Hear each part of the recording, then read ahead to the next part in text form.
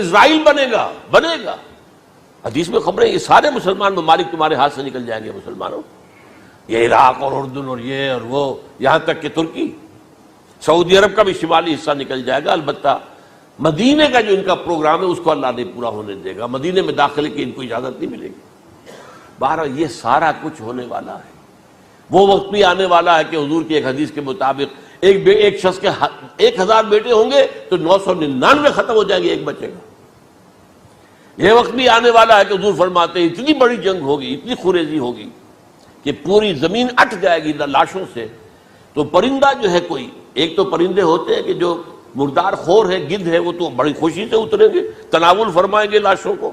اسی طریقے سے کوے ہیں، چیلے ہیں، لیکن جو نفاست پسند پرندے ہیں وہ لاش کے اوپر اترنا نہیں چاہتے۔ تو ایک پرندہ اڑتا چلا جائے گا، اسے کہیں زمین پر اترنے کی جگہ نہیں ملے گی، لاشیں ہی لاشیں ہوں گی، یہاں تک کہ وہ تھک ہار کر اس کے جو ہے پر جواب دے جائیں گے، گرے گا تو لاش پر گرے گا۔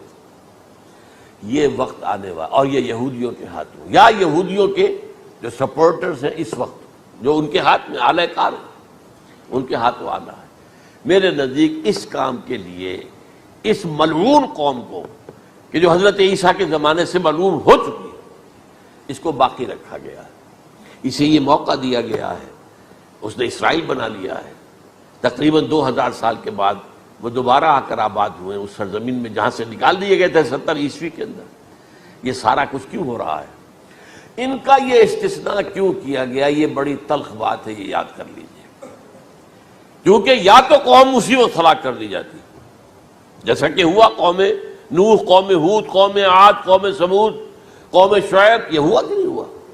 اور سدوم اور عمورہ کی بستیاں جہاں حضرت لوط بھیجے گئے، اور آل فرعون جو ہلاک کیے گئے، یا تو پوری قوم ہلاک کی جاتی؟ نہیں، یہ یوں سمجھیے کہ اس پورے معاملے کو درمیان میں سے ایک وقفہ دے دیا گیا، حضرت عیسیٰ کو اٹھا لیا گیا، اور حضرت عیسیٰ دوبارہ آئیں گے۔ یہ کیوں کیا گیا؟